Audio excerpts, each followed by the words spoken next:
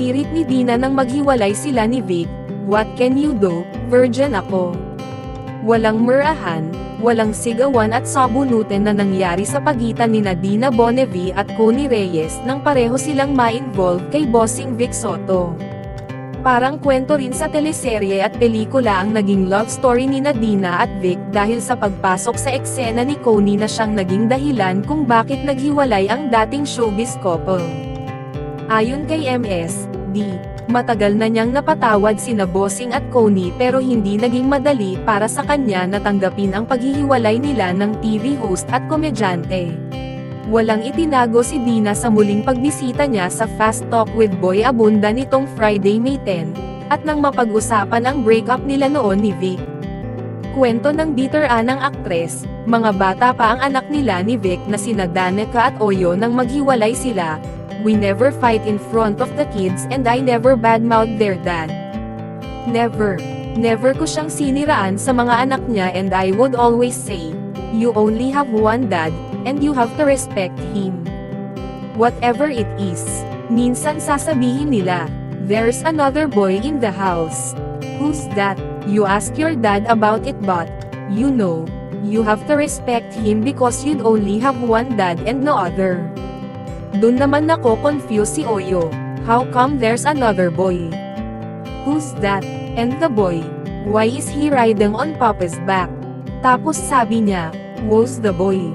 Si Vico. Ang sagot ni Dina na ang tinutukoy ay si Pasig City Mayor Vico Soto na anak ni Vic kay Connie. And for me, it's also hard to explain, kasi I was a kid. Hello, how old was I nung nahiwalay kami? I was only 23. Sabi pa niya, sundot na tanong ni Boy kay Dina, did you have a conversation with Vic about Connie Reyes? Yeah. But it wasn't even a spirited fight or what, quiet lang. Nag-usap kami. Parang, bakit? Sabi ni Vic. Because I was inexperienced. Tapos sabi ko, what can you do? Virgin ako, eh. I mean, what? You want me to read all the books? I mean, you wanna play games? Show me how. I was a kid. I didn't know much. Parang yun ang sinabi niya sa akin na sagot, you're so inexperienced, sabi pa niya. Dumating pa nga raw siya sa point na ikinumpara niya ang sarili kay Connie. For a while, parang, alam mo naman, kolehiyala. My God, my feet is only a size 6, size 5. What about the other one? Mga ganun. Moldite syempre ako noon. Kung ano-ano ang iniisip ko. Bake it. She's 10 years older. I can't believe it na itong ganda kong ito and siya, Vic, ang haba ng baba niya. Bakit ganun? Sabi pa niya. And then eventually, you mellowed down and say, how dumb of me. It's not in the physical world, girl. It has nothing to do with physical. It's probably the meeting of the minds.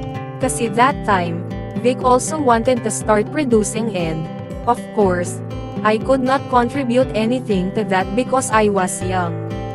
Malay ko about producing. I wasn't even in the corporate world yet. Maybe at the time, there was a meeting of the minds because they were both learning the ropes of production. And, I think, Connie, was already producing then, say pa ni MS. Di ang tinutukoy ng veteran actress ay ang TV and film company ni Vic na MZET Productions at ang Ken Television and Productions ni Connie. Pagpapatuloy ni Dina na nagkaanak sa edad na 20, Danica, iba talaga, siguro parang nasa M sila, nasa FM ako. And I don't really know. Pero ang alam kong pinakaano niya, Vic, was, parang masyado kang inexperienced. Matagal daw bago niya napatawad sina Vic at Connie. It took a lot of time until the point na Danica was telling na, alam mo, Mommy, you're so bitter. I wish you'd really let go because you're so bitter. Parang, every waking moment, if there's a little opportunity, like when I felt sad, I'm alone and I was having a hard time with the kids, like when we're transferring house and all these things, I would rant. Kasi, Di ba? Parang ang bata-bata ko. I should have a man with me. Parang I'm so pretty and then why? Parang I'm up there. Parang, what? Are you serious? I wasn't child anymore, but 23 is young. You don't understand a lot of things. Nung sinabi ni Danica yun, and then, of course. And then I said, why are you doing this to me, God? I'm a good daughter. I'm a good mother. I am a good wife. I am a good daughter-in-law. Why? Why do you do this to me? I didn't steal from anyone. I didn't do any evil thing to anyone. But why do you repay me with this? I asked for bread and then you gave me a snake, aniya pa at umaming mas na-hurt pa siya dahil mag-best friend sila ni Connie noon. But I guess through times, sabi ko, walang pupuntahan ito unless I really let go and just accept that it's like this, say pa niya. Chika pa ni Dina. And so, eventually, naging Christian ako after studying all the many religions. And then I bumped into her. She asked me, do you want to go to our church? Parang nagulat ako, go to your church? Talaga lang. But then sabi ni Danica, hindi ka naman pumupunta sa church para sa tao, eh. You're going there for God. Then I realized, nakita ko na. I mean, Connie, changed in leaps and bounds. Bringing people to God, bringing people to Jesus, telling the people about salvation. So I asked myself, is this the person I'd like to hate? I can't hate this person. I can't. So I let it go and I gave her a bunch of white roses and then I said, I forgive you.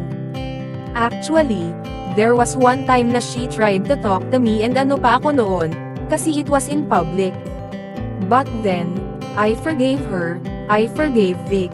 I also sent him flowers and I said, I forgive you but most of all, I forgive me, pahayag pa ni Dina kay Tito Boy.